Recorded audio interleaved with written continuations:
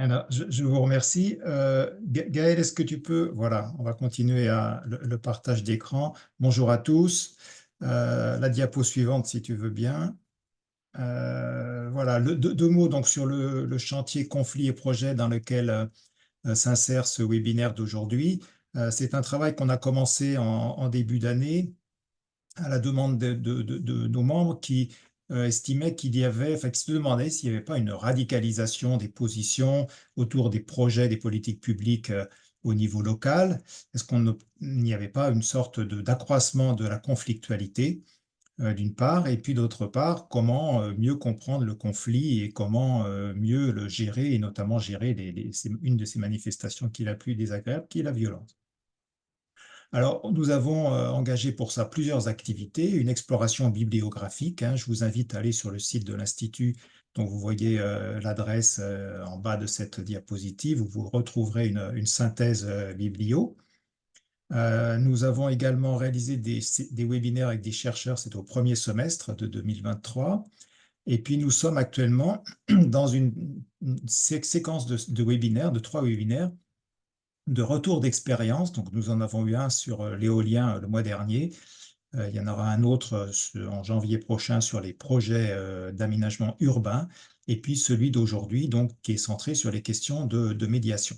Voilà, tout ça devrait se terminer, ce chantier va se terminer en mars ou avril et donnera lieu à un document qui va résumer un petit peu l'ensemble des enseignements du chantier. Alors, peut-être deux mots sur, si tu veux bien passer, Gaël, à la diapo suivante, deux mots sur ce que nous avons appris des webinaires précédents, puisque là, maintenant, nous avons quand même un petit peu de recul. Donc, je vais les balayer rapidement, évidemment, hein, je ne vais pas épuiser le sujet. Mais d'abord, une réponse à la question, est-ce que la société dans laquelle nous vivons est de plus en plus conflictuelle? Alors, il y a des études qui sont menées sur ce sujet. Alors, je dirais la société, de façon générale, n'est pas apparemment, en tout cas de ce que disent les études, plus conflictuelle qu'il y a quelques années. Par contre, ce qui est certain, c'est que depuis plusieurs années, les sociétés occidentales sont rentrées dans un processus de pacification des mœurs, comme disent les chercheurs, qui fait que la violence est de moins en moins acceptée et tolérée. Donc, on a un degré d'acceptation de la violence qui est de moins en moins important. Alors ça, c'est pour la France principalement. Je vois qu'il y a parmi les participants à ce webinaire des gens qui viennent de Belgique, de Suisse et du Canada. Je ne sais pas ce qu'il en est dans ces pays, mais je ne pense pas que voilà, la situation soit fondamentalement différente. Donc, une violence de moins en moins tolérée. Bon, cela dit, l'autorité des institutions quand même de plus en plus remise en question, le respect de l'autorité de moins en moins grand. Donc ça, beaucoup d'agents publics nous le font remarquer. Et puis, pour ce qui concerne vraiment le champ de la participation et de la concertation, il y a quand même un certain nombre de facteurs qui peuvent expliquer que dans certains cas au moins, il y a voilà, une tendance, des facteurs d'aggravation, je dirais, des conflits. Le premier d'entre eux, c'est les réseaux sociaux et certains médias. Les réseaux sociaux où une certaine virulence des propos est largement tolérée, hein, depuis très longtemps et facilitée aussi par le fait de l'anonymat. Euh, une anxiété aussi qui est due à certaines thématiques, notamment autour du changement climatique, hein, qui est générée par le sentiment d'urgence et puis le caractère vital des changements qui sont en cours. Autre facteur d'aggravation du conflit, c'est le refus du dialogue que l'on peut observer dans certaines situations de la part des autorités publiques, par exemple. Autre facteur, c'est l'impunité et l'abus de pouvoir, hein. Je pense par exemple à des manifestations de répression qui ont été menées dans certaines situations, qui peuvent donner lieu à voilà, des abus qui ensuite ne sont pas, voilà, génèrent elles-mêmes, enfin, on s'entraîne dans une spirale de violence. Et puis, autre facteur d'aggravation, c'est le succès d'actions violentes elles-mêmes qui peuvent donner un signe d'encouragement. Alors voilà un petit peu sur le cadre général dans lequel on se situe. Sur la question plus spécifique des territoires, il y a plusieurs choses qui ont été dégagées des webinaires précédents. Un phénomène qui est bien connu de la plupart des opérateurs sur le terrain qu'on appelle la descente en particularité, hein. C'est un clin d'œil à une référence à la montée en généralité que l'on connaît depuis quelques années. La descente en particularité, c'est quand vous avez des réseaux nationaux d'opposants à un projet qui cherchent à ancrer leurs revendications sur des territoires particuliers et qui vont pour cela s'allier à des groupes d'opposants locaux, ce qui renouvelle considérablement les configurations d'acteurs qui sont mobilisés autour des projets. Deuxième phénomène, l'attachement au patrimoine, construit ou naturel. C'est vraiment au cœur des revendications et c'est un élément qui peut mobiliser à la fois une diversité d'opposants, disons des progressistes et puis des plus conservateurs. Troisième élément, le fait que la participation citoyenne est parfois instrumentalisée. Pour dire les choses rapidement, les processus de concertation se réduisent trop souvent à des négociations entre les parties prenantes, hein, notamment des acteurs politiques et économiques, et puis de la pédagogie vers les citoyens ou des collectifs de la société civile. Alors, du coup, certains acteurs marginalisés dans ces processus trouvent dans le conflit un moyen finalement de faire évoluer le rapport de force, de se faire entendre et de rentrer éventuellement dans le cercle de négociation. Quatrième élément, les caractéristiques du territoire. Effectivement, on a vu dans les webinaires précédents que tous les territoires ne sont pas égaux face au conflit. La densité de population, la densité de projets, l'existence de conflits passés, la structuration de la société locale, tout ça, ce sont des facteurs qui font que certains territoires vont réagir de façon différente face à un projet d'aménagement. Et puis, dernier élément qu'il faut garder en tête, c'est qu'un conflit et peut-être aussi la façon dont on s'en sort peut produire des effets positifs sur un territoire, notamment la montée en compétence des acteurs et la création de liens entre eux qui peuvent être des ressources ensuite pour le territoire. Donc, plusieurs auteurs nous disent, plusieurs intervenants nous disent qu'il faudrait valoriser ces atouts dans l'action publique. Voilà en gros ce qu'on voulait vous dire sur les conflits et les territoires. Un petit rappel qui est quand même apparu dans plusieurs des webinaires et de l'enquête qu'on a menée. Les termes qu'on va utiliser au jour d'aujourd'hui sont souvent très équivoques. Ce que certains considèrent comme un conflit, d'autres vont le considérer juste comme l'expression d'un désaccord ou un différend.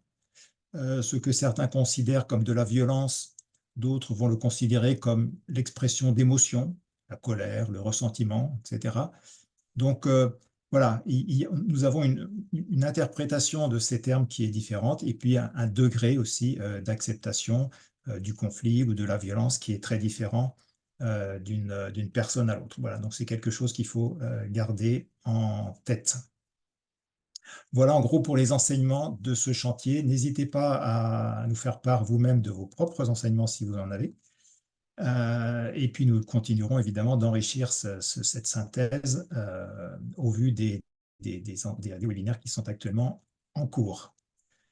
Donc voilà, j'en ai terminé. Gaël et puis Claire, je vous laisse vous présenter. Oui, bonjour. Alors moi, je vais présenter Gaëlle. Gaëlle, est-ce que tu veux bien nous remettre peut-être le diaporama avec ta jolie petite photo? Claire. Voilà. Donc, à savoir, nous sommes deux professionnels et nous allons témoigner de nos expériences, hein. On n'est pas là pour un cours théorique, on n'a pas la vérité, la science infuse. Et nous sommes deux praticiennes avec des points communs et puis des différences. Donc Gaëlle, elle est médiatrice en environnement et facilitatrice en intelligence collective. Par ailleurs, elle est accréditée en communication non violente. Et c'est l'ensemble de ces casquettes qui va faire qu'elle va vous témoigner ce qu'elle vous témoignera.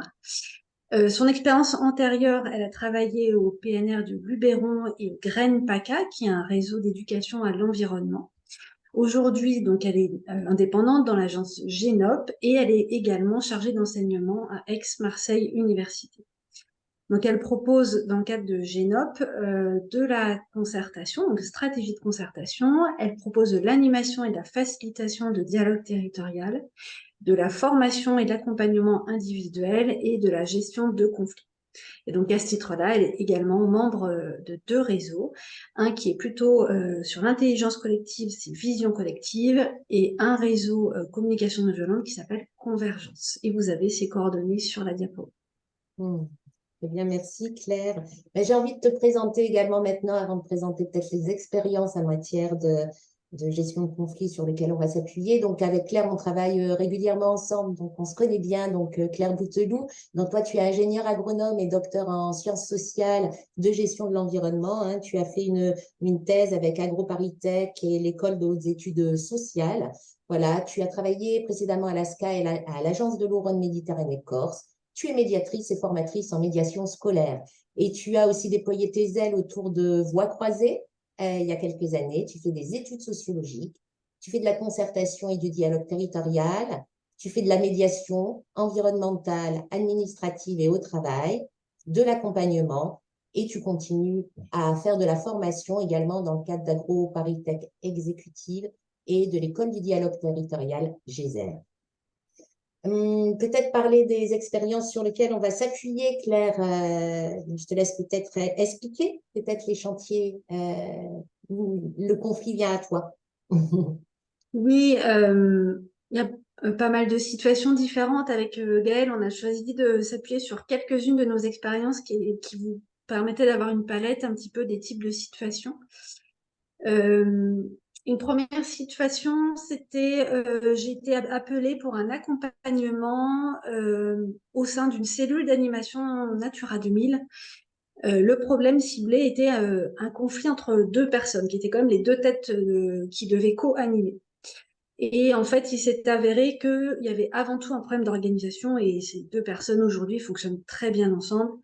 Donc là, on pourra s'appuyer dessus tout à l'heure pour vous parler un petit peu de où est le conflit ou le problème. Un autre exemple, c'est un conflit ouvert, y compris par courrier et par voie de presse, entre un syndicat en charge de la gestion de l'eau sur un bassin versant et une association qui est principalement préoccupée des moulins.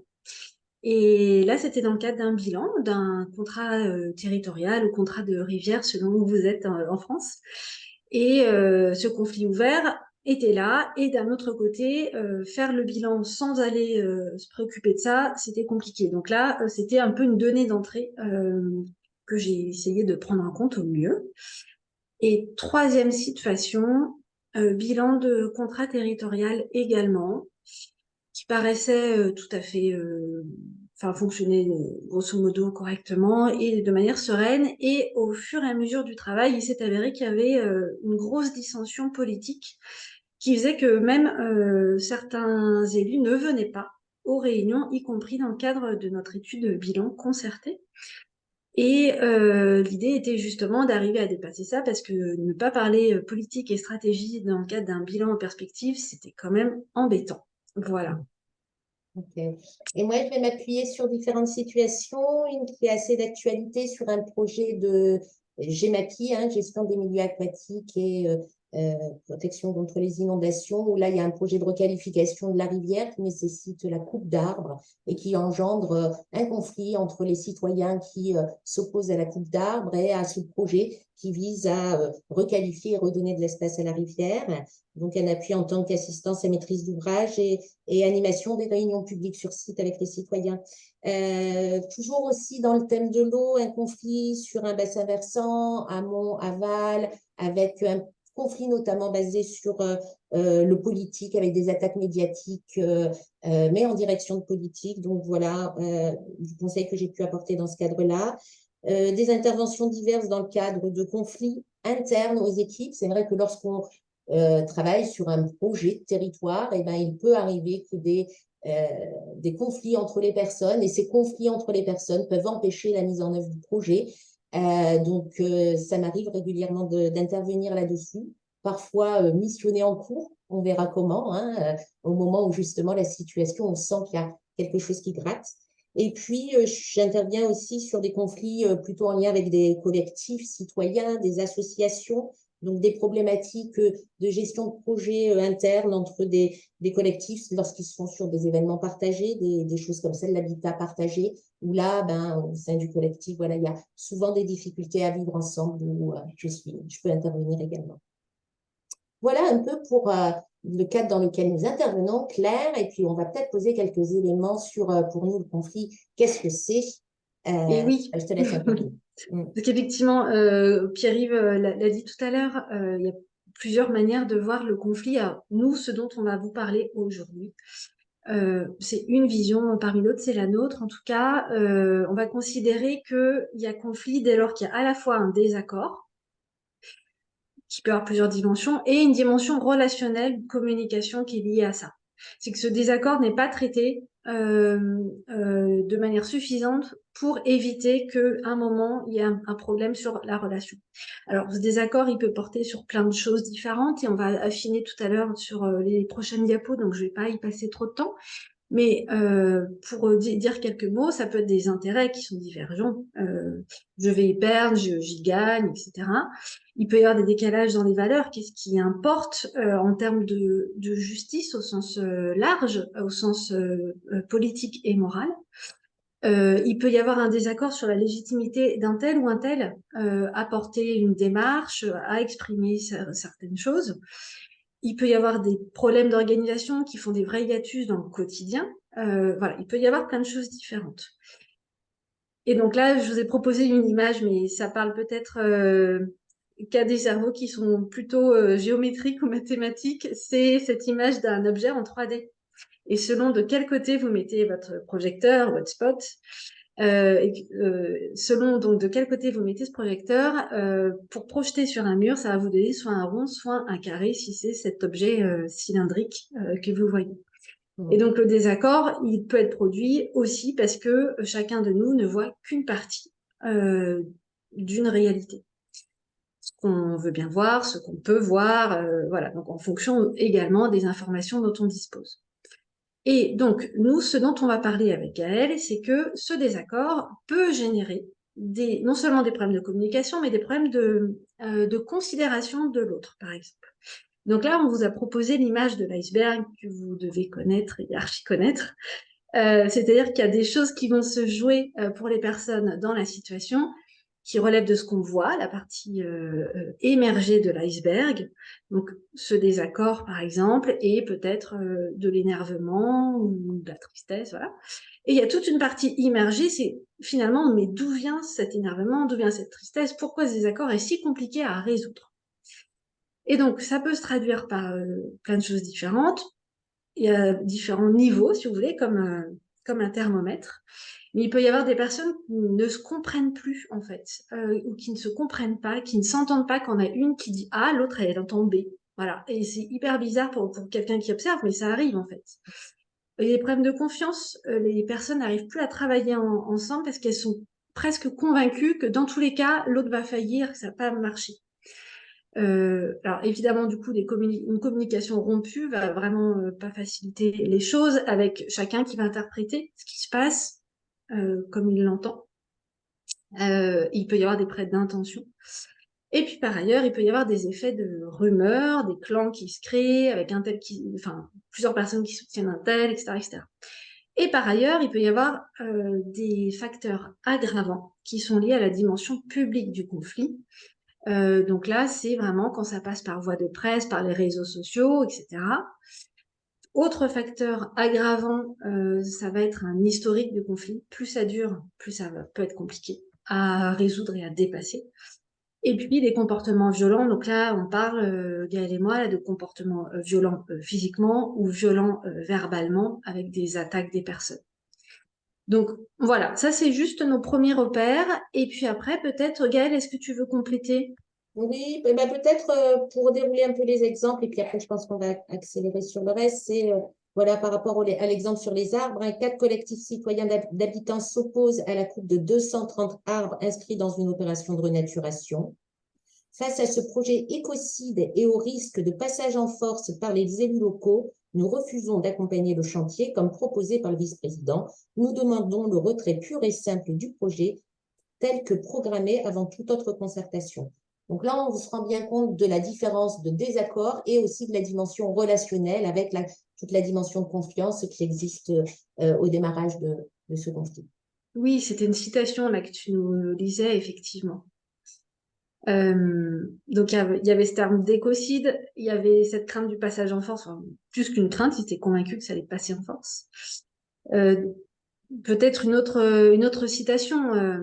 Cette étude prend le problème à l'envers. Je suis absolument contre le fait de faire passer les milieux aquatiques devant l'eau potable. C'est quand même incroyable. Vous voulez éliminer les hommes du territoire. Ça fait des mois que nous dénonçons cette situation et il ne se passe rien. On ne nous écoute pas. Les élus n'ont aucune importance. Cette étude avance comme si de rien n'était. Ça fait 2 ans qu'on fait des réunions pour faire croire qu'on décide tous ensemble. Ça dénote un mépris des acteurs du territoire. Donc là, vous avez plusieurs facteurs. L'historique, le sentiment de mépris, etc. etc. Et peut-être qu'il y a des choses qui ont été testées auparavant pour résoudre le désaccord. Est-ce qu'on ne passerait pas à la suivante, Gaëlle? Allez, hop là, c'est parti. Celle d'avant. Toujours dans les points de repère, on a identifié les freins, notamment, et les éléments qui faisaient que le conflit était parfois difficile à approcher, voire à réguler. Donc, il y a à la fois des situations difficiles pour les personnes, voire des vies violentes. Donc, il faut savoir que lorsqu'on rentre dans un conflit, les personnes des deux côtés sont généralement en situation de difficulté, de mal-être, et la situation est généralement difficile pour les deux, sauf quand il y a un déni par rapport à une situation problématique qui n'a pas encore été verbalisée ou fait l'objet d'une comment dire, une verbalisation ou autre du conflit, mais généralement, la situation est difficile pour les deux. On a aussi le conflit peut révéler une situation importante à prendre en compte pour les deux parties. Donc là, peut-être je vais te laisser, Claire, dire quelques éléments sur justement ces situations importantes à prendre en compte. Et moi, je vous donnerai un reflet en communication non violente par rapport à ces situations. Oui, dans les situations importantes à prendre en compte, et justement, c'est parce que c'est pas pris en compte qu'il peut y avoir une montée en tension du conflit. Donc, ça peut être des intérêts en jeu et notamment des déséquilibres entre des usagers, en fait, d'une situation donnée ou une situation à venir. Et les personnes anticipent qu'elles gagneraient ou qu'elles perdraient, ou que ça fait longtemps qu'il y en a un qui gagne et un qui perd. Donc, c'est vraiment des choses à prendre en compte. Dans les valeurs qui jouent pour les uns et pour les autres, moi, ce que je retrouve souvent, c'est des problèmes d'équité entre différents usagers. C'est des questions de respect des acteurs des territoires, justement, et notamment par l'État. J'entends souvent des critiques autour de ça, que les gens aimeraient être plus autonomes, en fait, qu'on fasse confiance à leurs décisions, qu'on les écoute, etc. Il y a des questions aussi sur quelles sont les échelles géographiques et temporelles dans lesquelles il faudrait inscrire la gestion, en fait. Il y a vraiment des demandes autour de ça. Qu'est-ce qui serait juste de prendre en compte? Enfin, voilà. Donc ça, c'est des dimensions sur les intérêts et sur les valeurs. Et la lecture CNV, ouais, vas-y, Gaëlle. La lecture CNV, elle est aussi de communication non violente de Marshall Rosenberg. Elle part du principe que c'est parce qu'il y a des besoins vitaux qui ne sont pas assouvis. Et donc, à l'échelle des besoins vitaux pour l'être humain, on peut tous se retrouver. Des besoins de confiance, des besoins de respect de l'environnement, des besoins de reconnaissance. Et donc, le conflit génère des émotions pour justement répondre faire valoir des besoins vitaux non assouvis. Donc là, ce qui est essentiel lorsque le conflit arrive, c'est de ne pas le balayer, de ne pas le mettre sous le tapis, de ne pas le fuir et d'identifier rapidement le sujet du conflit, le périmètre du conflit. C'est vrai qu'il faut savoir aussi, comme c'est indiqué, que c'est un moment parmi d'autres, qu'il y a des choses qui aussi nous dépassent dans le conflit. Je pense que Philippe Subra l'a bien illustré.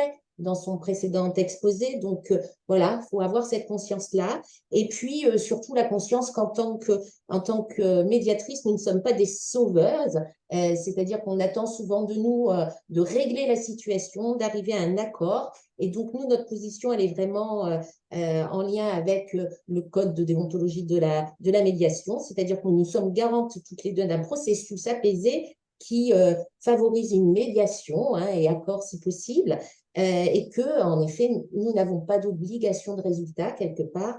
Nous ne sommes pas des sauveuses, mais souvent on est perçu comme ça. Et il n'y a pas de vérité unique, c'est-à-dire qu'il y a deux collines différentes, deux regards différents, avec voilà, chacun sa vision de la situation, ce qu'il se raconte par rapport à la situation également. Peut-être Claire sur la question de le conflit qui n'a pas été véritablement traité suffisamment en amont et le fait que des choses n'avaient pas été purgées. Oui, j'en ai déjà dit quelques mots tout à l'heure et je vois le temps qui passe. Je vais peut-être prendre un exemple. Avec cette histoire, par exemple, de l'association qui préoccupée donc par les moulins sur le territoire. En fait, ce qui se passait, c'est que ça faisait 5 ans que cette personne-là formulait des propositions. Il n'était pas resté à des critiques, comme pour le coup c'est un cas assez souvent, mais assez courant. Donc là, il avait fait l'effort de dire, OK, qu'est-ce que j'aurais envie de proposer en termes de gestion de l'eau? Qu'est-ce qu'on pourrait faire, nous, qui répondent à nos enjeux quand même et à nos objectifs, mais qui s'inscrivent également dans un cadre collectif. Donc, il avait écrit des choses. Il avait écrit des notes, mais des notes de 10 pages, hein, et puis des articles de presse. Des articles de presse parce il avait le sentiment en tout cas de ne pas avoir été entendu et pas avoir été pris en compte par le syndicat local de gestion de l'eau. Et du coup, quand je suis arrivée, ben, c'était ça la situation. C'était qu'à ce moment-là, il ne se parlait plus que par voie de presse. Donc, l'association qui produisait un article, le syndicat qui faisait un contre-article en disant que c'était faux ce qui avait été dit, etc., etc. Ça pouvait durer un certain temps et chacun y passait de l'énergie et l'énervement montait. Et finalement, j'ai pas fait un boulot énorme en fait. J'ai pris le temps de rencontrer cette personne. On a fait un entretien. Bon, il a duré plus que d'autres entretiens. On a parlé de tout ce qui s'était passé, de l'historique, de ce qui se passait pour lui, de ce qui se passait pour les autres membres de l'association, ce qui allait se passer sur le territoire si rien ne bougeait, etc., etc. On a pris le temps de dérouler la pelote et d'aller jusqu'à aujourd'hui, comment on pourrait faire, qu'est-ce qui pourrait se passer d'intéressant, de quoi lui il aurait besoin et qu'est-ce qu'il aurait à proposer, comme dans une médiation classique. Et en fait, après, cette personne, elle a contribué à toutes les réunions de concertation qu'on a faites dans le cadre du bilan. Et elle a participé de manière constructive. C'était tellement étonnant pour le syndicat du bassin versant qu'à la fin de la première réunion, ils sont venus me voir à la fin, les animateurs, en me disant, mais qu'est-ce qui se passe? Il joue un rôle là? Pourquoi il est si gentil aujourd'hui? C'est bizarre, quoi. Mais en fait, ça s'est vérifié. Les autres réunions suivantes, il a vraiment contribué de manière très adéquate, sans essayer de prendre la parole comme il le faisait auparavant, de manière violente et très longue. Et voilà, donc il y a eu cette écoute qui a permis de purger, pour reprendre le terme de Gaëlle. Et puis, il y a eu d'autres facteurs dont on parlera après, n'est-ce pas, Gaëlle, qui a plein d'objets à vous montrer. Alors, peut-être que je vais rajouter quelques éléments sur le mandat, l'importance d'être mandaté pour pouvoir intervenir en tant que médiateur. D'ailleurs, souvent on me dit et vous êtes mandaté par qui? C'est bizarre, non? Donc, vraiment se muscler par rapport à ça et à notre rôle. Et puis, peut-être aussi une petite citation par rapport à la culture de la concertation. Moi qui vis au pays de Pagnol, hein, à la suite des réunions de terrain, il y a eu des articles de presse et je vais vous citer cet article de presse. Hein, il est 16h30 et très rapidement les esprits s'échauffent. Quelques opposants parmi la vingtaine de personnes présentes prennent à partie les élus de la ville. On s'en fout quand ce citoyen s'adresse à un élu, vous n'avez pas à intervenir, lâche un opposant à une femme qui essaye de s'interposer. Et là, manque de chance, il s'agit justement de la médiatrice mandatée qui sait le sujet explosif. Donc, on voit dans l'expression, et moi je le sens dans mon quotidien, que la culture de la gestion de conflit et du dialogue n'est pas forcément présente et ne facilite pas notre rôle. Voilà. Oui, parce que manque de chance, peut-être tu peux préciser, Gaëlle. Qu'est-ce que tu entends, toi, quand as entendu manque de chance, c'était la médiatrice, tu vois? Ouais, aussi, manque de chance, ils n'ont pas pu vraiment s'engueuler, vivre pleinement les choses en termes de conflit. C'est comme ça que je l'ai ressenti, en fait. Ok. Qu'est-ce qu'on essaye de faire, Claire? Peut-être de rappeler que pour toutes enfin, que les personnes prises dans un conflit ou qui sont témoins de ça, elles peuvent avoir peur que la situation empire. Mm, Et c'est presque le pire qui peut arriver, c'est de ne rien faire, en fait. En mm, tout cas, moi, je vois qu'une partie des conflits auxquels je suis confrontée, ils sont là aussi parce que ça n'a pas bougé depuis un certain temps. Et que personne n'a envie de bouger en se disant, bah, ça va passer. Ben oui, sauf que non, en fait. En tout cas, ça bloque un certain nombre de choses. On ne s'exprime plus ce qui est important. On s'aboie dessus. Ou on s'aboie pas dessus parce qu'on se voit même plus, mais ça bloque tout. Et les sujets qu'il y a à traiter aujourd'hui, ils sont importants. Partager l'eau, travailler sur les haies et les arbres en général. Enfin, on mm, est sur des sujets dont on sait qu'ils sont importants. Une partie des gens savent qu'ils sont importants et qui sont des sujets qui leur tiennent à cœur. Donc, dans tous les cas, il y a une forme de passion qui est présente. mm, mm. Les enjeux aussi autour de la bétonisation, tous ces sujets-là, c'est vrai, là, ils sont vraiment centraux aujourd'hui, quoi, et engendrent des émotions et des engagements forts. Ce qu'on essaie Alors, de faire. très rapide, peut-être que tu peux mettre même la deuxième partie de la diapo, parce que je vais aller très vite. En tout cas, là, l'idée de nos interventions avec Gaëlle, c'est de passer d'une dynamique avec deux positions qui s'affrontent et souvent la perception d'un coupable et d'une victime, et puis on essaye d'avoir raison, etc., à une dynamique où on va essayer de travailler sur la co-responsabilité, en fait. Ok, il y a cette situation aujourd'hui, il y a cet historique, mais finalement, on a tous les deux la capacité, ou plus, hein, évidemment, tous les 10, tous les 20, une capacité à faire quelque chose pour sortir de cette situation et aller vers un mieux. Et du coup, l'idée de notre intervention, c'est à la fois de favoriser une sorte de zoom arrière, de comprendre là, pourquoi est-ce qu'on en est là, qu'est-ce qui s'est passé, etc., de comprendre ce qu'on a envie de faire aussi demain. Et une dynamique d'ouverture aussi, il n'y a peut-être pas que moi qui ai raison. Et c'est OK. C'est pas parce que l'autre, il a aussi raison que j'y perds, en fait. Ou que je suis plus petit, ou que je suis moins important, ou voilà. Et donc, on va essayer de créer un dialogue pour que l'un et l'autre, que les uns et les autres se comprennent, construisent ensemble et qu'on tienne compte des casquettes des uns et des autres, des rôles qu'ils ont à tenir, des légitimités aussi qu'ils ont. Chacun a son mandat aussi. Mais qu'on aille aussi toucher la personne humaine qui incarne ce rôle-là. Avec comme grosse vigilance, en tout cas, moi je l'ai vu sur quelques cas où ça a beaucoup joué. Notre vigilance, c'est un petit peu comme dans les traditions plus à l'est de chez nous, il faut pas que les uns ou les autres aient le sentiment de perdre la face. Il faut pour pouvoir en sortir la tête haute. Alors, on n'est jamais sur du vrai gagnant-gagnant pur, mais que chacun s'y retrouve à la fin. Que cet accord, ou que ces accords ou les portes de sortie proposent une vision apaisée et satisfaisante pour tout le monde. Mm. Et en termes de processus, c'est des entretiens individuels. On s'accorde sur donc, avec l'une des parties, puis l'autre des parties. On s'accorde sur les règles de fonctionnement, le temps de la médiation. Et puis après, il y a une PNR, idéalement avec des chaises tournantes, hein. Ça, c'est le modèle idéal, c'est-à-dire qu'on canalise véritablement qui prend la parole et en face de qui la personne s'exprime. Et l'idéal, c'est l'émergence d'un accord et d'une signature d'accord qui sera signée ou pas. Nos objets. Alors, Gaëlle, il y a Julie qui me dit qu'il faut qu'on Oui, s'arrête. je vous invite à prendre juste peut-être 1 minute encore maximum, parce que de premières questions arrivent et puis pour se laisser au moins 3/4 d'heure d'échange, si vous voulez bien. Oh. Oui. Bon, bah, ça tombe bien. Je crois que c'est la dernière ou l'avant-dernière diapo.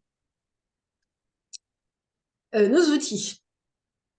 Alors, ce qu'on vous a dit, il n'y a pas de situation idéale de gestion. On n'est pas des sauveuses. Il n'y a rien qui est parfait. Mais on a des outils qui sont utiles à tous les coups, en tout cas. Gaëlle. Le cadre de sécurité que l'on explicite et que l'on affiche et qui permet véritablement de faire en sorte que les gens puissent comprendre ce qu'on entend derrière le mot écoute, respect et liberté. Voilà, je vais les expliciter s'il y a des questions ensuite. Un autre objet, ce bâton de parole qui permet de faire en sorte de canaliser l'expression et l'écoute de chacun et qui permet de générer du mouvement au sein du dialogue, au sein d'un groupe. Oui, et ça, pour le coup, même si on n'a pas ce bâton physiquement, le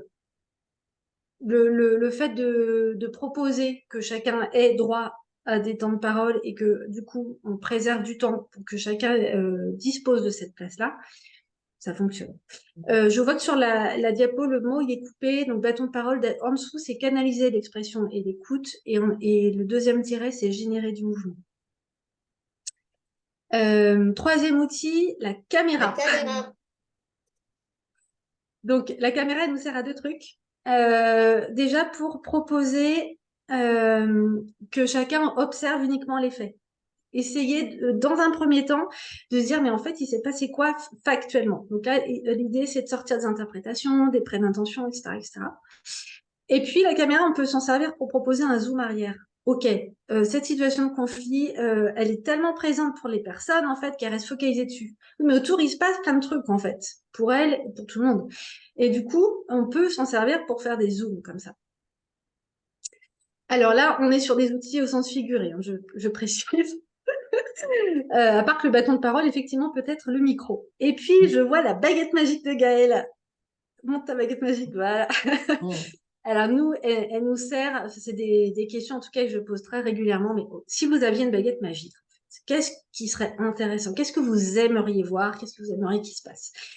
Et alors, ça marche pas tous les coups, ça, parce que il y a des situations où les gens ont encore du mal à se projeter dans un idéal, mais ça permet quand même de proposer, d'ouvrir le cadre de réflexion, de sortir de la question de la faisabilité et de se dire, dans l'idéal, qu'est-ce qu'on aimerait? Et ensuite, de faire le tri.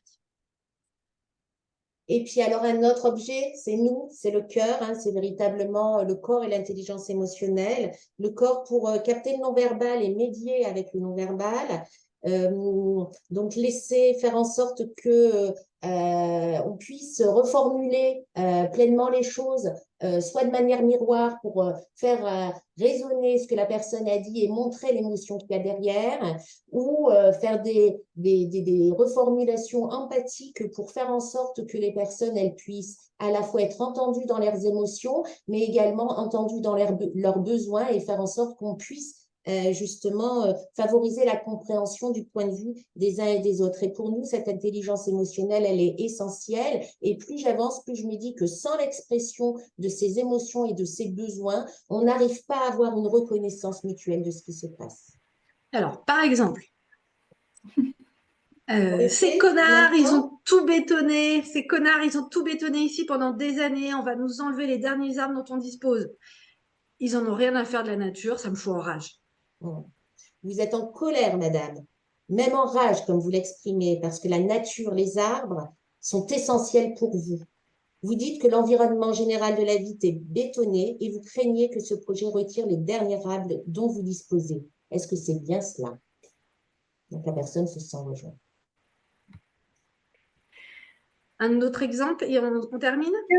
Oui, s'il vous plaît, parce que vraiment là, on est passé de 1 à 3-4 minutes. Parce qu'on a des gens qui ont des questions précises pour vous. Alors, peut-être qu'on ne fait pas l'autre exemple, hein, mais voilà. Peut-être pour terminer, quand même, quelque chose d'important sur la posture de la médiatrice, hein, c'est profondément clarifier ses intentions et sa posture, comment je me positionne comme animateur, comme facilitateur. Surtout, formez-vous et entraînez-vous dans le code de la médiation. Il y a vraiment cette dimension formation, supervision, parce que c'est un métier quand même qui n'est pas évident et qui nécessite d'être au contact de l'humain. Donc voilà, on tenait à terminer par ça, par vous donner quelques repères pour ce rôle de médiateur. Voilà pour nous. Merci beaucoup pour déjà, voilà, ces point de repère. Et puis l'idée, c'était, comme il y a énormément de courants de participation, de concertation, qu'aujourd'hui, on se focalisait sur la médiation et que nos intervenantes pouvaient poser d'où elles parlent, quel est leur courant de travail. Donc, merci pour tous ces éléments. Alors, on va, Pierre-Yves et moi, peut-être prendre au fil de l'eau déjà dans le chat les questions et puis vous pouvez également demander la parole. Donc là, je vous en verse 2. Sans transition, sans pause. Claire et Gaëlle. Alors, merci Galia. On a bien vu vos contributions qui nourrissent ce que nous ont livré Claire et Gaëlle. Mais je m'attacherai à une première question qui est celle de Marion, qui s'interroge finalement sur par qui vous êtes mandaté dans les situations que vous avez décrites. Elle dit avoir compris qu'apparemment vous pilotez des actions de médiation au service d'un processus de concertation. Donc, est-ce que vous pouvez un peu éclairer ça, le mandat et votre cadre d'intervention? Ça serait une première question. Et la deuxième question, ça serait également une personne demande, est-ce que vous pouvez donner des exemples de situations de concertation publique? Peut-être je redonnerai la parole, je crois que c'est Jérôme pour préciser sa question. Oui, concertation publique, oui, pour voir un peu ce dont il s'agit. Gaëlle, je te laisserai dire pour toi, sur mon cadre d'intervention, très concrètement, j'ai 2 échelles. Soit je fais de la médiation, il y a 2, 3, 4 personnes. Médiation au sens strict, entre voisins, au travail, etc. Soit j'interviens plutôt sur effectivement des processus concertés. C'est souvent dans le cadre d'études techniques où il y a un gros volet concertation. Et là, j'utilise des méthodes de médiation au service de la concertation. Et du coup, il y a même un terme qui est consacré pour ça. Il y a le dialogue territorial. En fait, le terme consacré, c'est justement de la médiation collective en environnement, en juste très, très succinctement.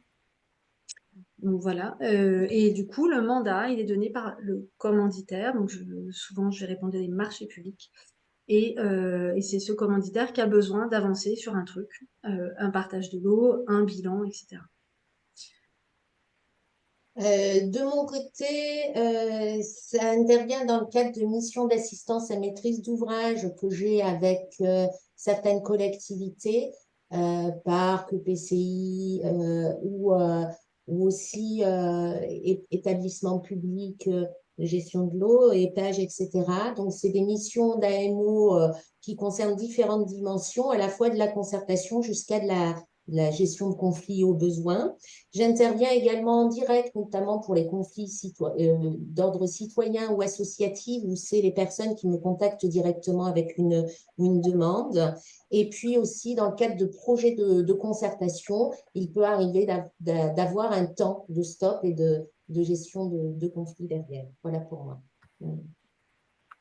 On intervient. Alors, Le sujet est surtout rencontré dans le thème dans la dynamique de l'eau. Et pour la deuxième question, j'aimerais peut-être quelques éclairages parce que concertation publique, pour moi, c'est encore une autre dimension, peut-être, pour bien répondre.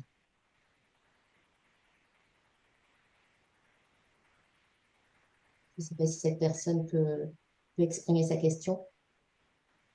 Bonjour, si c'est moi, je ne sais pas si c'est moi, je n'ai pas regardé tout le chat, mais non, oui, je trouve très intéressant. Mais je trouvais qu'on restait sur des principes globaux de gestion de conflits. Et outre le fait que j'étais un peu en désaccord avec le diagnostic initial sur le fait qu'on n'ait pas forcément plus de violence qu'avant, enfin, moi je trouve que les 20 dernières années, aujourd'hui, on a fait une réunion publique, nous, il y a 6 mois, avec 30 personnes qui s'occupent de la sécurité et 3 gardes du corps pour le porteur de projet. Donc, je pense qu'il faut se méfier de vision statistique et peut-être un peu lointaine, parce que je pense qu'il y a en lien avec d'autres éléments de contexte que je n'ai pas vu apparaître, mais comme c'était un résumé, c'est peut-être bien normal, mais la hausse du complotisme qui est associée à la contestation de la science, et qui fait que du coup, aujourd'hui, de ramener, quand vous aviez les schémas sur ce cylindre qui a deux ombres, en fait, il y a eu des périodes quand même où il y avait un respect et une confiance de la science qui fait que tout le monde voyait le cylindre.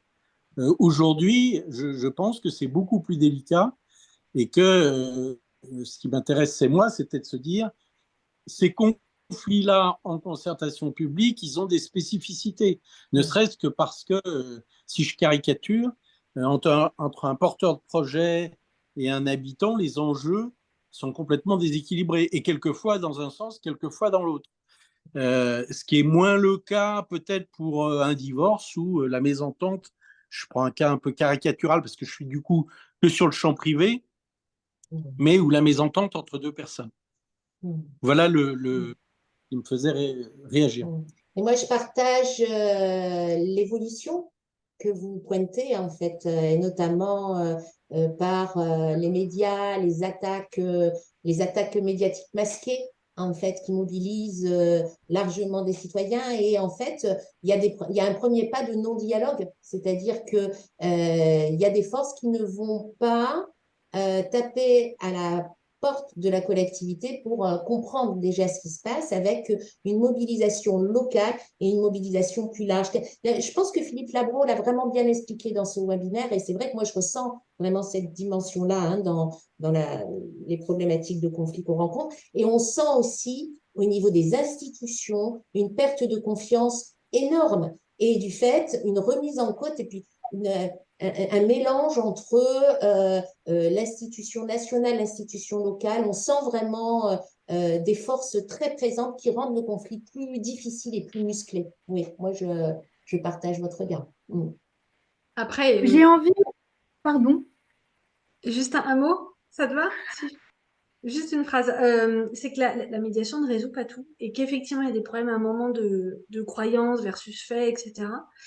Et que derrière certaines croyances, il peut y avoir des peurs assez profondes et que pour ça, il y a aussi plein de démarches dont il faudrait s'inspirer autour de l'accompagnement au changement, en rejoignant l'idée de processus. Oui, je trouve deux questions là qui sont utiles de vous verser. Quelle différence vous faites entre la posture de médiation et d'animation et plutôt sur le dispositif entre l'espace de concertation et l'espace de médiation qui, pour ces personnes, sont voilà, quand même des espaces différents. Je vous inviterai peut-être à vous répartir les questions, pas forcément à répondre toutes les deux à chaque question, si ça vous convient. Oui, mais c'est d'être complémentaire. Gaëlle, est-ce que tu veux répondre? Vas-y, Claire. Il y a une histoire d'intention déjà. Vas-y. Pour moi, il y a une histoire d'intention et de processus qui n'est pas le même. C'est-à-dire que, mais par contre, on utilise l'intelligence collective pour faire de la médiation aussi. Mais ce que je veux dire, c'est que l'intention, il est vraiment de favoriser le partage du regard de l'un et de l'autre pour arriver à trouver une solution commune. Il n'est pas de faire émerger de la créativité pure, en fait. Donc, l'intention n'est pas la même et le processus n'est pas le même pour moi.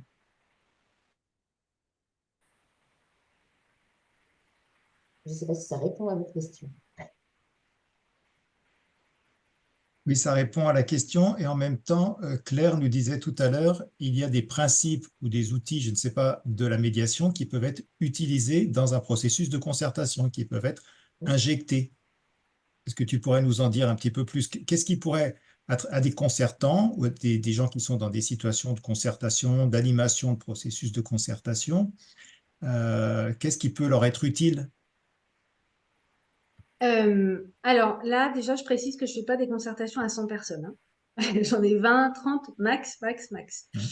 Donc, ce que je vais dire est lié à ça. Dans les éléments de méthode, Gaëlle tout à l'heure parlait des entretiens. Et c'est une première étape qui est très importante pour nous et qui permet d'aller à la fois tisser un premier lien avec chaque acteur, de prendre un petit peu la température et la mesure de ce qui se joue selon eux, et puis de leur donner l'occasion aussi d'exprimer un petit peu tout ce qu'ils ont en tête en termes de valeurs, ce qu'ils ont dans les tripes, etc. Ça, Pour ce sont utiliser des des mots. entretiens préalables aux réunions, hein. Donc, Exactement. là, on voit bien enfin, c'est tout à fait compatible avec les processus de concertation, avec la phase qu'on appelle souvent l'étude de contexte. Dans une étude de contexte préalable à une concertation, il y a beaucoup d'entretiens qui sont menés avec les acteurs du territoire. Oui, et c'est vraiment la phase clé en fait. Mm. Effectivement, démarrer sur des sujets tendus, ou notamment en plus quand on sait qu'il y a une dynamique conflictuelle entre certains ou entre des clans, sans faire les entretiens, moi je trouve ça vraiment sport. Mm. Je le fais pas. Donc, les entretiens préalables, c'est une chose qu'on peut retenir de la médiation, donc des entretiens assez approfondis, hein, si j'ai bien compris ce que vous dites. Est-ce qu'il y a autre chose ensuite dans le déroulement, dans l'animation de la réunion? Le cadre, Gaëlle. Mm.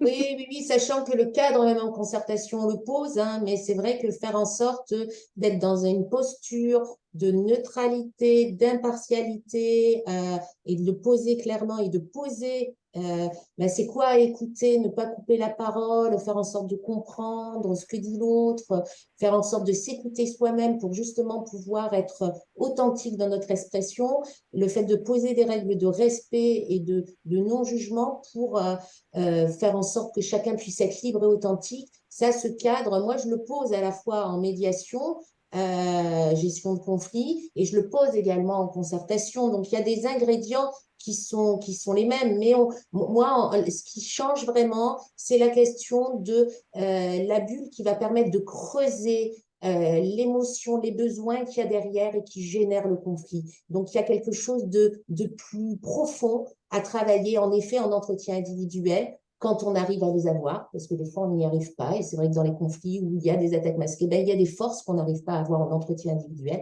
Mais voilà, pour moi, il y a aussi à la fois ce cadre, mais la profondeur dans laquelle on va essayer de creuser les choses en entretien individuel. Ouais. Et puis en fait, s'il y a une idée clé à retenir, c'est justement, et là c'est issu de la médiation, hein, en médiation, le premier pas quelque part, quand on avance ensemble, c'est déjà de s'accorder sur ce sur quoi on n'est pas d'accord. Et du coup, l'idée là de nos processus, c'est d'essayer de comprendre ce qui se passe pour les autres. On n'est pas obligé d'être d'accord pour comprendre. Et ça, on n'a pas l'habitude. C'est pour ça que Gaëlle disait tout à l'heure qu'il n'y avait pas de culture commune encore liée à ça. On peut discuter sans être d'accord et se comprendre et c'est OK. Et c'est la première étape que nous, on cherche en fait. Est-ce que du coup, ça a aussi à voir avec le mandat, c'est-à-dire le mandat d'un animateur de concertation? Est-ce qu'il va plutôt être tourné quand même vers la construction d'une proposition, la validation d'un livrable? Et est-ce que le mandat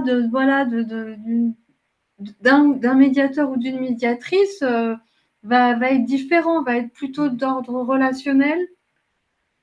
Moi, je vous invite à regarder le code déontologique du médiateur. Ça vous permettra justement de voir le mandat, ce qui est par exemple un mandat de non-résultat, c'est-à-dire que ce n'est pas un négociateur, ou le résultat de faire en sorte que la situation soit clarifiée et que les personnes, même si elles ne se voient plus, ne se parlent plus, au moins c'est conscient et consenti en fait quelque part. Voilà. Mais c'est vrai que le mandat n'est pas le même et on encourage à signer une convention de médiation généralement avec les deux parties. Mais c'est vrai que la médiation et le dialogue territorial, du coup, avancent bien sur ces deux piliers. Il y a à la fois un problème à résoudre, une situation à avancer, etc. Et à la fois un objectif relationnel. Et quand on arrive à faire ces deux-là, c'est vrai que on se dit que c'est forcément gagnant pour le territoire, puisque après, il y a eu des pas vers une résolution ou vers un projet. Et il y a une situation sur le plan relationnel qui, au moins, n'est pas empirée, voire est un peu meilleure. Voire, il y a eu un apprentissage via ça qui fait que peut-être la fois suivante, les choses se passeront mieux. Et donc, ce qu'on va chercher, c'est effectivement qu'il y ait la reconnaissance mutuelle entre les acteurs, mais aussi qu'ils apprennent les uns les autres. Et c'est là où on peut en revenir à des formes de savoir aussi, qui peuvent s'échanger dans ces processus-là et qui sont de diverses natures. Donc, Il y pour avait des revenir sur- questions aussi en lien. Pardon, Pierre-Yves. Oui, juste un petit point de détail, excuse-moi Julie, c'est pour, je vois la question d'Andrea qui dit de quel type d'entretien s'agit-il? C'est pour revenir sur les entretiens dont vous parlez tout à l'heure. Semi-directif, oui, évidemment, il ne s'agit pas de questionnaire, c'est vous essayez de creuser un petit peu au cours de ces entretiens les motivations des personnes, mais tu l'as dit aussi Claire tout à l'heure, revenir sur les antécédents, voilà, voir un petit peu la façon dont chacun a vécu les choses. Donc, c'est des entretiens auxquels vous prenez beaucoup d'attention, en fait. Oui, ce n'est pas des entretiens de recueil d'informations pour le facilitateur ou pour le médiateur. On n'est pas journaliste, en fait. Et c'est avant tout des entretiens à vocation heuristique même. Voire c'est un peu... Il y a le terme de maïotique qui me vient, c'est en fait parfois, dans certains conflits où tout est embrouillé dans la tête de certains acteurs, ben, via cet entretien-là et qui mobilise de l'écoute active, ça lui permet d'accoucher d'une certaine manière de ce qui se passe pour lui et de mettre des mots. Vas-y Gaëlle, complète, tu acquiesces. Non, mais c'est tout à fait ça. En fait, l'entretien, il est pour la personne elle-même. Donc, en fait, on commence par les faits, c'est ça, la caméra. Et puis, derrière, essayer de comprendre ce que les faits engendrent pour la personne et du fait ce qu'elle engendre comme action pour la personne. Donc, essayer de faire en sorte que la personne, elle puisse avoir un miroir de ce qui lui arrive et aussi d'avoir une assurance dans ce qui va se passer avec l'autre en termes de plénière. Mais c'est vraiment ça, c'est faire en sorte que nous, on comprenne, mais que la personne aussi, elle puisse avoir un regard différent sur la situation. Donc, beaucoup de reformulation, miroir et empathie, pour moi. La caméra, c'est une image, on est bien d'accord, vous n'avez pas une vraie caméra, hein, C'est une image, tout hein. à fait. Ouais. Oui, ça fait le lien avec des questions sur ce que vous avez présenté comme des outils, mais oui, qui sont des images de processus. Si vous pouviez préciser un peu cette idée de caméra, mais également de l'outil des chaises tournantes. Une autre personne demandait est-ce que le bâton de parole, c'est aussi le micro? Voilà, peut-être expliciter un peu plus ce que vous mettiez derrière ces dessins d'outils. Tu veux Alors, commencer sur les chaises tournantes, Gaëlle, parce que c'est toi qui fais ça, moi je le fais pas. le quoi? Les chaises tournantes. Ouais, je reviendrai. Le seul outil que j'ai physiquement tout le temps avec moi, c'est celui-là. Et ça, je l'ai tout le temps. Et des fois, on me demande de ne pas le mettre parce que ça gêne. Et on m'a déjà dit, oui, madame, on n'est pas à l'école. Eh ben non. Mais en même temps, voilà, pour moi, c'est la seule chose matérielle que je pose, mais je le pose à chaque fois parce que ça me semble important. Et quand on est sur une gestion de conflit plus longue, on peut la construire avec la personne. De quoi auriez-vous besoin pour vous sentir à l'aise? Donc ça, c'est vraiment quelque chose d'essentiel pour moi. Peut-être sur les chaises tournantes. En fait, on se rend compte que, moi, je me rends compte quand je fais de la gestion de conflit en groupe, que justement, bah, même avec un bâton de parole, enfin, je l'utilise rarement, mais c'est souvent le micro qu'on utilise en termes de bâton de parole, et ben, des fois, ça ne suffit pas pour que les personnes elles puissent s'écouter pleinement. Mais si physiquement, comme c'est préconisé en médiation, communication non violente, on a des chaises et les gens sont autour et chacun prend sa place sur la chaise, on a une attention qui est beaucoup plus tournée sur ce que les personnes vont dire et du fait, ça engendre un dialogue beaucoup plus conscient et structuré derrière, plutôt que d'avoir une expression chacun dans différentes parties de la salle. Voilà pour les chaises tournantes. Ça, peut-être dire quelques éléments là-dessus. Ça, c'est l'élément qui est commun avec l'intelligence collective. C'est-à-dire qu'une fois que les personnes, elles se sont compris, qu'elles ont partagé leur réalité, eh ben, il peut y avoir quelque chose de magique qui peut se générer, et comme une intelligence collective. C'est pour ça cette petite baguette qu'on ne donne pas, mais qui permet aux personnes de faire émerger. J'ai compris. Il y a un autre possible. Parce qu'en fait, généralement, on est coincé dans des stratégies. On dit, ben tiens, la seule solution qu'on voit, c'est de faire en sorte que les arbres ne soient pas coupés. Mais le fait d'entendre la réalité de l'autre, eh ben, on peut percevoir d'autres formes de stratégie pour répondre à ce besoin de garder la nature vivante, d'avoir un espace de recueil, de ressourcement, etc. Une fois qu'on a compris ça, on peut imaginer d'autres possibles. Donc, d'où la baguette magique qui permet de faire émerger d'autres idées.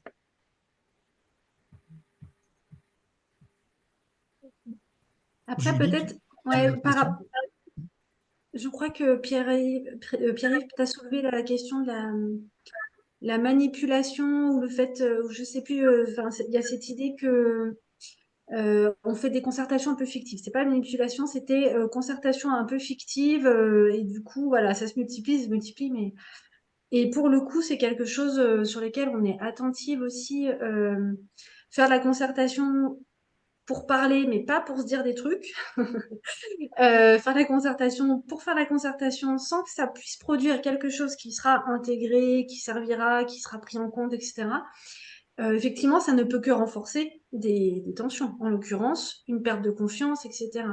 Donc, il me semble que je m'avance pas trop, Gaëlle, si je dis que toutes les deux, c'est une première question qu'on vérifie, nous, quand il y a une volonté de concertation par un acteur, un commanditaire, c'est dire, OK, pourquoi faire? Qu'est-ce qui sortirait de cette concertation? Qu'est-ce que vous pourriez prendre en compte? Ce serait quoi les limites pour vous, etc., etc. Donc là, c'est pour le coup, c'est vraiment le cadre de la concertation. Et quand il y a eu une bonne concertation ouverte, eh ben on a moins, ou lorsqu'il y a une habitude de dialogue sur le territoire, il y a moins de risques à ce qu'il y ait l'émergence de conflits. Et justement, par rapport, tu parles d'émergence de conflits, une des demandes par rapport à ce webinaire, c'était voilà, en face de moments émotionnels difficiles, comment là, est-ce que vous pouvez réagir? Qu'est-ce que vous pouvez mettre en place? Est-ce que vous-même, vous avez des exemples qui vous viennent en tête? Ou est-ce que parmi les participantes et participants, là, vous avez été confrontés comme ça à des situations concrètes où c'est la gestion des émotions vous a paru vraiment délicate?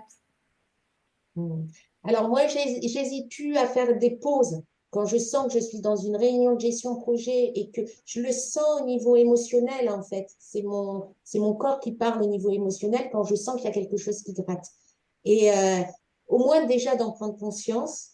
Et plus j'avance, plus je me dis, faut pas le laisser passer. Parce que des fois, je l'ai laissé passer. Ça a engendré qu'une personne a perdu la face et ça a engendré un conflit. Donc, quand je sens qu'il y a quelque chose déjà qui gratte, faut pas laisser passer. Voilà, moi, ce que je dis. Et ensuite, il peut y arriver simplement de se dire, ben voilà, au regard de la situation, on va fonctionner autrement, on va déjà parler de ça et de faire de la gestion de conflit à la hussarde, ce que j'appelle à la hussarde, en fait. Donc, voilà ce qui m'arrive de faire. Mais d'autres ont sûrement des expériences. Et je voulais dire aussi, moi, mon outil, c'est la communication non violente, mais il y a plein d'autres manières aussi de faire de la médiation, gestion de conflit avec d'autres outils. Il y a des cercles restauratifs qui existent, il y a plein d'autres outils pour ça. Voilà, pour mettre de la réalité dans la richesse qu'il peut y avoir aussi derrière cette caméra. Léa, est-ce que tu as des astuces pour résister aux agressions éventuelles? On avait mené une enquête, nous, auprès de nos adhérents, ça fait déjà quelques temps, et on avait vu que certaines personnes étaient durablement impactées, hein, je veux dire, émotionnellement par les agressions dont elles font l'objet. Alors, en plus, d'autant plus que elles ont l'impression d'être dans des dispositifs, je veux dire, elles le font pour le bien commun, je dirais. On engage une concertation ou on mène un projet, on le fait avec le sentiment qu'on va être utile à la communauté et on se prend des attaques en pleine face, c'est très difficile à vivre. Voilà, comment est-ce qu'on gère tout ça? Est-ce que vous arrivez à prendre du recul par rapport à ça? Bon, premier truc, faut peut-être se dire que c'est pas adressé à la personne qui anime souvent. En tout cas, ça sort comme ça. Donc, ça peut effectivement venir nous cogner, rebondir sur nous, etc. Mais il y a une différence entre l'étincelle qui va générer le coup de sang, d'une certaine manière, et le fond. Et que justement, le fait d'être formé et d'arriver dans une posture effectivement travaillée, y compris sur le plan de l'intelligence émotionnelle, ça permet justement de réceptionner la chose le plus correctement possible en se disant, OK, c'est pas contre moi. Cette personne a besoin d'un truc, a besoin d'être entendue, a besoin peut-être de se clarifier elle-même des trucs, elle a besoin que les choses avancent. Voilà. Et donc, on en revient à ce que disait Gaëlle. Il faut peut-être aller se dire que c'est pas contre nous, et deux, se dire bah, justement comment moi je peux aider cette personne A, comment je peux aider à ce que la parole circule, comment je peux aider à ce que les autres comprennent ce qui se passe pour elle, et inversement qu'elle comprenne ce qui se passe pour les autres. Se retrouver à l'échelle humaine. Moi, j'accompagne beaucoup les équipes des collectivités qui aussi sont les cibles, en fait, parce qu'elles représentent la collectivité, elles représentent l'institution. Et c'est vrai que, voilà, les amener à prendre de la hauteur en disant, mais c'est pas vous. Et inversement, de montrer aussi en réunion que ces personnes-là sont aussi affectées par la situation et qu'elles ont mis du cœur dans la réalisation de leur ouvrage. Donc, remettre de l'humain dans ce qui se passe, parce que c'est vrai que des fois, c'est dur, quoi, à la fois au niveau oral, mais sur les réseaux sociaux, c'est vrai que ça peut vraiment toucher, quoi. Donc, et puis, de la supervision, d'être accompagné, hein, on est sur de l'intelligence émotionnelle. Moi, c'est vrai que je me forme beaucoup parce que il y a des choses qui peuvent rester, quoi. Il faut Est-ce que des collègues à qui on peut en parler. Pardon, j'allais donner la parole à inviter Valérie Lehmann à contribuer. On vous entend pas, Valérie. Oui, j'avais pas activé le micro là. J'espère qu'il n'y a pas trop de bruit autour de moi parce que j'ai dû quitter la salle pour me retrouver dans un couloir de fac. Alors, c'est pas évident. Juste me dire aussi que, en fait, il faudrait aussi aborder peut-être, ou ce serait intéressant d'aborder la question de la violence, du conflit in situ. C'est-à-dire, là, on n'est pas dans un préalable de préparer une activité de concertation ou une activité de participation publique qui n'est pas peut-être de la consultation, mais qui peut être aussi de la collaboration, du co-design, etc. Et on se retrouve face à des groupes qui sont très violents in situ. Donc là, on ne peut pas faire toute la démarche qu'on évoquait, mais je pense que ça, enfin, en tout cas, au début, on parlait de comment ça se transforme le paysage. En tout cas, nous, au Canada et au Québec, on le vit, ça, cette prise de parole violente. Et ce n'est pas toujours très facile à gérer au milieu d'un groupe. Alors là, on parlait de 20 personnes, 30 personnes. Nous, on a des fois des groupes de 50 personnes dans une salle et on a des fois une éruption de gens qui interviennent ou qui sont là tranquillement assis et qui tout d'un coup se lèvent pour des revendications qui sont faites de façon très émotionnelle, effectivement, mais aussi très violente. Donc, ça, c'est peut-être quelque chose qu'il faut aborder parce qu'on se retrouve, enfin, nous, on se retrouve de plus en plus face à ces situations-là. Et pour pouvoir, à part ajourner la rencontre, dire, bon, ben là, on ajourne, etc., quelquefois, il faut avoir des petits tips, en fait, des petits trucs pour pouvoir désamorcer. Mais moi, j'en connais plusieurs, mais c'est jamais la panacée. Et, et bon, je me demande comment ça se fait, peut-être en France, en fait, quand ça se passe, quoi. Parce que ça doit se passer aussi, même dans une rencontre de concertation, même s'il y a des préalables de préparation et qu'il y a un processus qui est bien défini. Quand vous dites que vous en connaissez plusieurs, vous pouvez en partager certains Oui, on nous dit souvent, par exemple, on nous dit qu'il faut essayer de rationaliser, d'essayer effectivement de comprendre le conflit, en fait, où c'est quoi le désaccord, ou quels sont les éléments, etc. Puis d'éventuellement prendre les personnes qui sont dans cette situation émotionnelle et les prendre à part, c'est-à-dire de les emmener dans une salle à côté, encore faut-il avoir une salle, ou un couloir, comme je suis, et puis essayer de discuter avec eux. Et alors là, ça demande souvent qu'on ne soit pas tout seul comme animateur, parce que là, si on est tout seul, ben, tout s'arrête. Donc, une proposition qu'on nous fait, c'est justement de ne jamais être seul. Peut-être pour d'autres raisons qui sont des raisons de sécurité, mais ça c'est un autre sujet, mais ça fait aussi partie peut-être d'un questionnement qu'on devrait avoir. Et là, donc, il y a cette idée de prendre les gens à part et de leur dire, écoutez, qu'est-ce qui se passe, qu'est-ce qui ne va pas, etc. Donc, d'ouvrir là, justement, une action qui n'est pas vraiment de la médiation, hein, qui est plus de l'ordre de la gestion et effectivement pas de la résolution de conflits, mais de la gestion des émotions aussi. Mais ça reste que, en fait, la première chose que j'aimerais dire, c'est surtout d'avoir en tête que ça peut survenir. Parce que quand ça survient de façon très imprévue et qu'on n'est pas préparé au phénomène, c'est nous-mêmes qui sommes dans un état d'émotion terrifiant, quoi, en fait. Parce que moi, j'ai vu une situation où tout se passait bien, donc les gens sont assis dans la salle, tout a l'air de bien aller, et tout d'un coup, il y a 15 personnes qui se lèvent d'un coup, donc c'est un signal. Et là, ils commencent à taper dans leurs mains, à tambouriner, à aller sur les kiosques qui étaient sur les côtés, à taper les petites tables, ce qu'on appelle chez nous les stands, là. Et là, on se dit, waouh, mais je fais quoi, là? J'évacue la salle. Mais l'expérience vécue des gens qui ont vécu cette situation, hormis ceux qui ont été les instigateurs de cet événement-là, il faut aussi la gérer, quoi. C'est des émotions vécues, c'est une expérience vécue, donc il faut la gérer aussi, au-delà de gérer l'émotion de ceux qui ont cette violence, quoi. Alors, je ne sais pas, je ne réponds pas à tout, Julie, je suis désolée, mais c'est ça, je crois qu'il faut Merci en parler, pour en ce tout cas. partage. C'était ça que je voulais dire, il faut l'aborder parce que c'est déstabilisant. Ouais. Merci pour ce témoignage, Valérie, en tout cas. Alors, c'est des stratégies coordonnées d'opposants qui organisent un chahut dans une réunion. Ça, c'est des choses qu'on connaît aussi en France, hein. Alors après, je ne sais pas si on ne les a pas anticipées, je ne sais pas s'il y a beaucoup de choses à faire dans ce genre de situation. Mais oui, je ne sais pas, Claire, Gaëlle, vous avez une baguette magique là aussi pour ça ou pas? Pas de baguette magique. Est-ce que ça t'est arrivé, toi, Gaëlle? Pas à ce point-là. J'ai eu du chahut, mais pas. Alors, pour moi, il y a deux types de chahut. Il y a ce qui est vraiment préparé en amont ce que j'appelle les forces invisibles que je ressens en ce moment où c'est une colère de citoyens qui sont connectés au niveau même national ou autre, en fait. Où là, ben, quand il y a un événement comme ça qui se pose, moi, ça m'est jamais arrivé. En tout cas, ces personnes-là, en concertation, viennent pas forcément en concertation, lorsqu'il y a un temps de gestion de conflit, viennent pas forcément. Donc, en termes d'intention d'être dans le dialogue, je ne sais pas si elles ont l'intention d'être dans le dialogue. Et à partir de là, moi, je me dis qu'on ne peut pas forcément faire.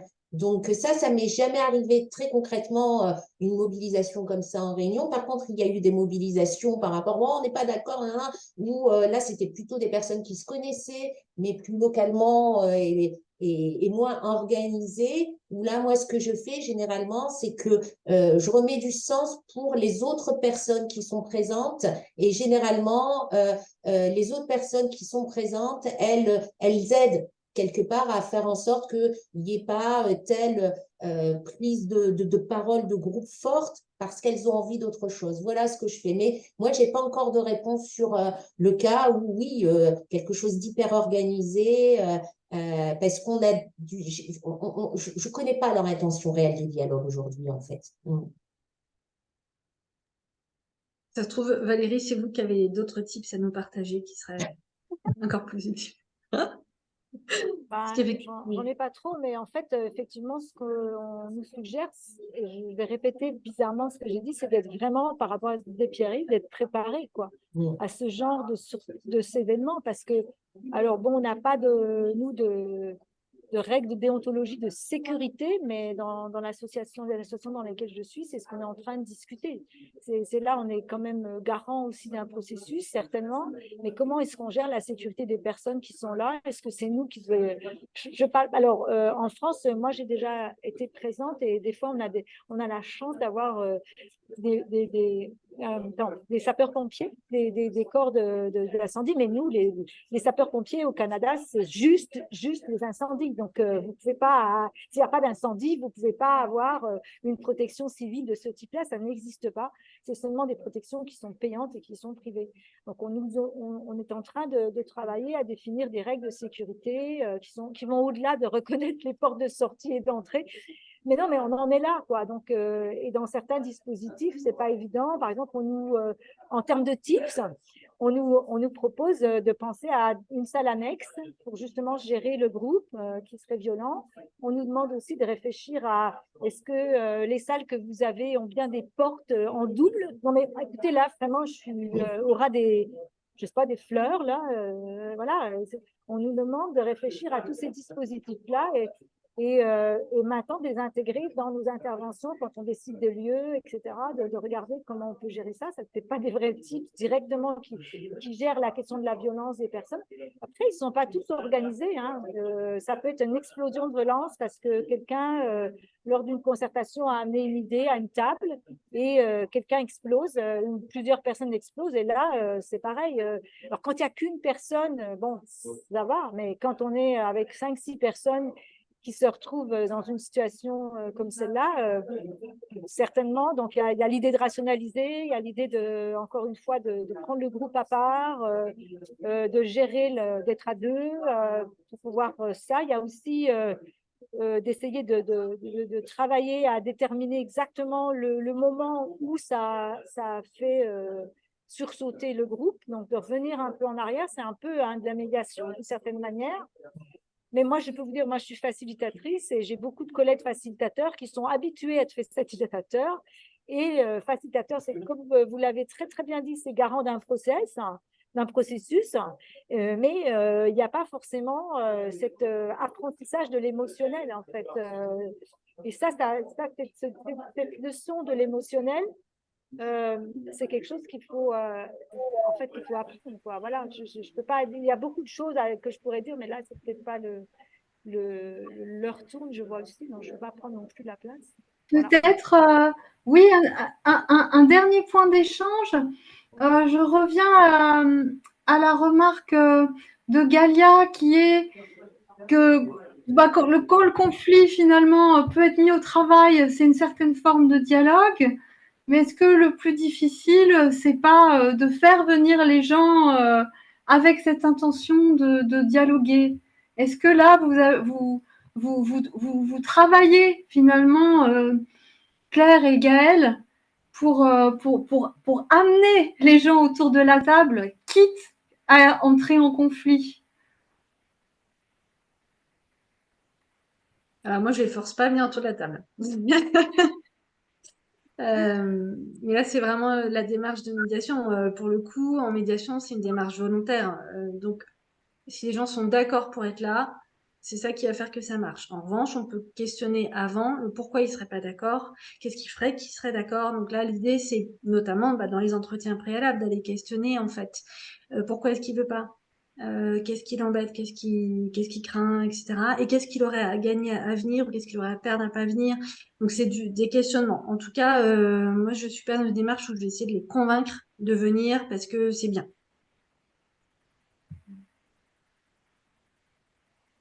Et tu voulais compléter? Pareil. Pas mieux, voilà, c'est une démarche volontaire et l'enjeu c'est d'expliquer comment ça peut, ce que ça peut apporter à la personne et ce que la sécuriser parce que c'est fait sous du courage pour entrer en médiation, hein, et avec mes collègues médiateurs, c'est ce qu'on se dit, le plus dur déjà c'est de faire venir les gens en médiation et les entretiens individuels, ils servent vraiment à ça au préalable, faire tomber les craintes et voir ce Et les entretiens, du coup, ils servent à incarner, en fait, le type de démarche qui sera conduite. Et donc, pour la personne, pouvoir se projeter sur comment ça va se passer. Ça lui sert peut-être à l'aider à clarifier ses idées. Et puis, dans cet entretien, effectivement, la question se pose de cette personne, de quoi elle veut parler, elle. Qu'est-ce qui est important pour elle? Donc, dans ces entretiens, il y a quand même la question du périmètre de la concertation. Certaines pourraient dire, bah, moi, je viens que si on parle de ça, sinon, ça m'intéresse pas. Et donc là, c'est quelque chose qui est important aussi à contractualiser entre guillemets avec l'ensemble des acteurs présents et avec du coup le commanditaire ou l'acteur qui a initié cette démarche. Sachant que nous, on entend des choses en entretien, mais nous ne reversons pas en plénière, en collectif, ce que nous avons entendu. C'est-à-dire chaque personne ensuite est libre de reverser ce qu'elle a besoin de dire au collectif. Nous, même si on sait, des fois, on sait qu'on laisse passer quelque chose d'important, mais voilà, c'est la personne qui décide, c'est elle qui se fait. Par rapport à ce que disait Valérie, ce que je voulais souligner, du coup, ce qui résonnait dans ce qu'elle disait pour moi, c'est aussi qu'il y a une espèce d'échelle, on va avoir plusieurs types de réflexes face à une situation. avec nos compétences, nos expériences, etc. Donc, on va commencer peut-être effectivement à reformuler, y compris les émotions. L'idée, c'est pas de rationaliser tout, hein, on va essayer de reformuler, de montrer ce qu'on a entendu, de vérifier que c'est OK, etc. On a une échelle, on va essayer aussi de rappeler le cadre. Les fois où on n'a pas posé le cadre avant, ben là, c'est un peu râpé. Et puis, on a chacune des limites un peu personnelles de ce qu'on va trouver trop violent, en fait. Ou là, on est en limite, on n'y arrive plus. Et donc ça va dépendre à la fois de notre expérience, de nos compétences, ça va dépendre de notre état émotionnel à ce moment-là, de la situation, du sujet, etc. Donc ça, pour le coup, ça renvoie aussi à ce que chacun de nous, enfin, comment chacun de nous on se comporte, ce qui est important pour nous, ce qui va nous toucher ou pas nous toucher, et comment on s'entraîne et comment on débriefe de tout ça. Je vois que l'heure tourne, on va peut-être s'acheminer vers une conclusion. Lucas, dans le chat, vous demande, hein, Gaël et Claire, des ressources pour se former. Peut-être vous n'êtes pas obligé d'y répondre là tout de suite, mais vous pourrez nous les communiquer et puis on les inclura dans le compte-rendu de ce webinaire. Comme ça vous permettra d'y réfléchir plus posément. Voilà, donc à moins qu'il y ait d'autres remarques particulières, je vous propose de vous dire 2 mots sur les suites de ce chantier conflits et projets. Juste pour vous informer que le prochain webinaire aura lieu le 22 janvier 2024. Donc, nous aurons 2 personnes qui viendront nous faire des retours d'expérience de situations de conflits autour de projets d'aménagement urbain. Il s'agit de petits projets, un cas d'un écoquartier dans l'Ain qui a suscité une forte opposition de la population locale, et le cas du réaménagement d'un espace qui était à l'abandon dans une métropole de l'ouest de la France, qui s'est heurté aussi, ce projet, à l'opposition des riverains. Donc, on verra avec nos 2 intervenantes comment est-ce qu'elles sont intervenues dans ce genre de situation et comment est-ce que le conflit a pu ou non être dépassé. Voilà, donc ça, c'est rendez-vous pour un nouveau webinaire. Ça sera le dernier de cette séquence, le 22 juin, à peu près mêmes horaires qu'aujourd'hui. Voilà, je voulais aussi vous dire que Et un très grand merci. Oui, merci. Pardon. Mais je n'ai pas fini. Sur le site de l'Institut, sur la page du chantier, vous trouverez toutes les ressources, hein, qu'on a compilées, la biblio, les comptes rendus des webinaires précédents, etc. N'hésitez pas à les consulter. Et puis, vous pourrez même, si vous souhaitez, vous organiser un atelier d'échange d'expériences dans votre collectivité, votre organisation. Eh bien, on vous a mis à disposition un petit kit d'animation de cet atelier qui était inspiré de pratiques qui ont été mises en place à Nantes là, pour animer des ateliers locaux sur ces questions-là. N'hésitez pas à en profiter. Donc voilà, et puis je pense qu'on pourra conclure ce chantier en mars avec un document de synthèse voilà, de ce qu'on a pu apprendre au cours de ce chantier. Voilà, donc je tiens vraiment à vous remercier tous et toutes pour votre participation active. Merci à Gaël et Claire. Merci Julie, merci Louise. Merci à tous et à toutes. Et puis j'espère à très bientôt. Merci à tous. Merci beaucoup. Merci. Merci beaucoup. Bon après-midi. Merci. Bon après-midi. Merci.